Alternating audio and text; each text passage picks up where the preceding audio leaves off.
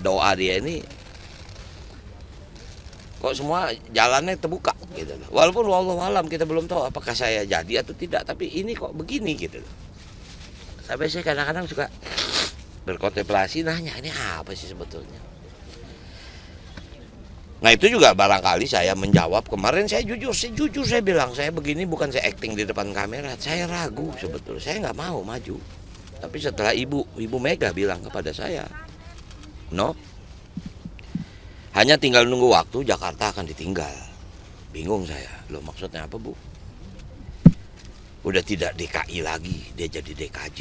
I-nya pergi, ibu kotanya pindah. Setelah itu Jakarta mau jadi apa? Kaget saya, jujur saya bilang saya kaget.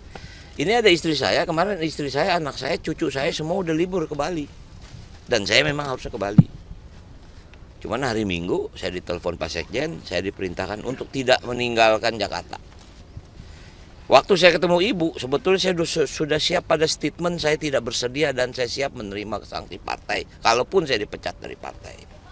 Tapi yang membuat saya tersentak di saat ibu bilang, suatu saat Jakarta akan ditinggal. Jakarta mau jadi apa? Dan beliau, ya kebetulan saya ini kan di BKN, saya di Badan Kebudayaan Nasional kan. Jadi dia bilang, no, kamu Betawi. Setelah ini masyarakat Betawi mau bagaimana? Saya perintahkan kamu, saya bicara sebagai ketua umum, ini hak prerogatif saya dan tidak ada diskusi. Kamu jadi wakil gubernur Mas Pramono Anung. Bingung saya. Pertama saya bingung, pertanyaan saya sama ibu, izin apa Mas Pram mau?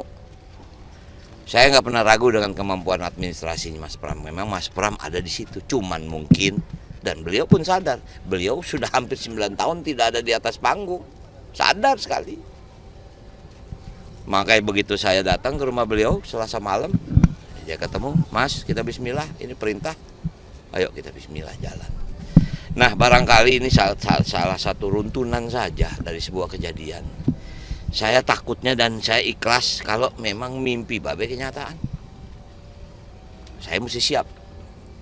Karena Babe ini banyak mimpi tentang Jakarta. Banyak mimpinya tentang Betawi. Bahkan kalau dibilang Sidul itu banyak keinginan dia yang ya maaf misalnya kayak anak gue jadi tukang insinyur, nggak ada itu dalam skenario. Atau dulu gue sekali-kali gue melihat lu jadi gubernur, itu nggak ada dalam naskah. Celoteh dia yang bikin ini mau kemana sih arahnya. Nah jadi artinya hari ini saya ziarah ke sini karena kebetulan memang keinginan saya datang ke makam leluhur saya yang memang ada di Bifak. Nanti setelah ini saya akan ke makam engkong saya, ke nenek saya, dan terakhir pasti saya akan ziarah ke makam sesepuh DKI atau Betawi Muhammad Husni Tamrin. Beliau pahlawan.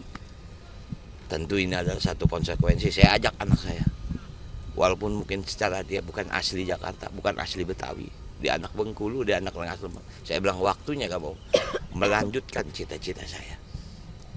Kenapa yang sekarang ini saya jadi? Ini cita-cita almarhum bapak, maknya, almarhum ibu saya, Basuki semua. Ini kepala saya jadi beradu, bawa pikir, ini apa sih maunya nih? Saya udah 63 tahun.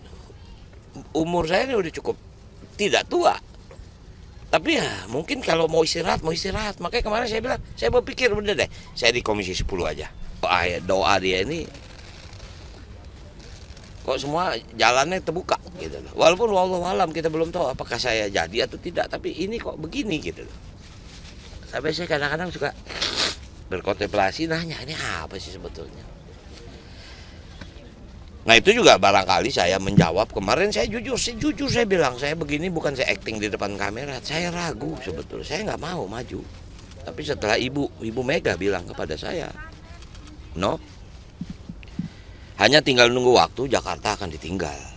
Bingung saya, loh maksudnya apa Bu? Udah tidak DKI lagi, dia jadi DKJ. I-nya pergi, ibu kotanya pindah. Setelah itu Jakarta mau jadi apa? Kaget saya, jujur saya bilang saya kaget. Ini ada istri saya, kemarin istri saya, anak saya, cucu saya semua udah libur ke Bali. Dan saya memang harusnya ke Bali. Cuman hari Minggu saya ditelepon Pak Sekjen, saya diperintahkan untuk tidak meninggalkan Jakarta. Waktu saya ketemu ibu, sebetulnya saya sudah siap pada statement saya tidak bersedia dan saya siap menerima sanksi partai, kalaupun saya dipecat dari partai. Tapi yang membuat saya tersentak di saat ibu bilang, suatu saat Jakarta akan ditinggal. Jakarta mau jadi apa? Dan beliau, ya kebetulan saya ini kan di BKN, saya di Badan Kebudayaan Nasional kan. Jadi dia bilang, no, kamu Betawi. Setelah ini masyarakat Betawi mau bagaimana? Saya perintahkan kamu, saya bicara sebagai ketua umum, ini hak prerogatif saya dan tidak ada diskusi. Kamu jadi wakil gubernur, Mas Pramono Anung. Bingung saya. Pertama saya bingung, pertanyaan saya sama ibu, izin, apa Mas Pram mau? Saya nggak pernah ragu dengan kemampuan administrasinya Mas Pram. Memang Mas Pram ada di situ, cuman mungkin. Dan beliau pun sadar, beliau sudah hampir 9 tahun tidak ada di atas panggung. Sadar sekali. Makanya begitu saya datang ke rumah beliau Selasa malam, dia ketemu, Mas kita bismillah, ini perintah, ayo kita bismillah jalan. Nah barangkali ini salah satu runtunan saja dari sebuah kejadian. Saya takutnya dan saya ikhlas kalau memang mimpi Babe kenyataan. Saya mesti siap. Karena Babe ini banyak mimpi tentang Jakarta. Banyak mimpinya tentang Betawi. Bahkan kalau dibilang Sidul itu banyak keinginan dia yang ya maaf misalnya kayak anak gue jadi tukang insinyur, nggak ada itu dalam skenario. Atau dulu gue sekali-kali gue melihat lu jadi gubernur, itu nggak ada dalam naskah. Celoteh dia yang bikin ini mau kemana sih arahnya. Nah jadi artinya hari ini saya ziarah ke sini karena kebetulan memang keinginan saya datang ke makam leluhur saya yang memang ada di Bifak. Nanti setelah ini saya akan ke makam engkong saya, ke nenek saya, dan terakhir pasti saya akan ziarah ke makam sesepuh DKI atau Betawi, Muhammad Husni Tamrin. Beliau pahlawan. Tentu ini adalah satu konsekuensi. Saya ajak anak saya, walaupun mungkin secara dia bukan asli Jakarta, bukan asli Betawi, dia anak Bengkulu, dia anak Lengas Lembang. Saya bilang waktunya kamu melanjutkan cita-cita saya. Kenapa yang sekarang ini saya jadi? Ini cita-cita almarhum bapak, maknya, almarhum ibu saya, Basuki semua. Ini kepala saya jadi beradu, pikir, ini apa sih maunya ini? Saya udah 63 tahun. Umur saya ini udah cukup tidak tua. Tapi ya mungkin kalau mau istirahat. Makanya kemarin saya bilang, saya berpikir bener deh, saya di Komisi 10 aja.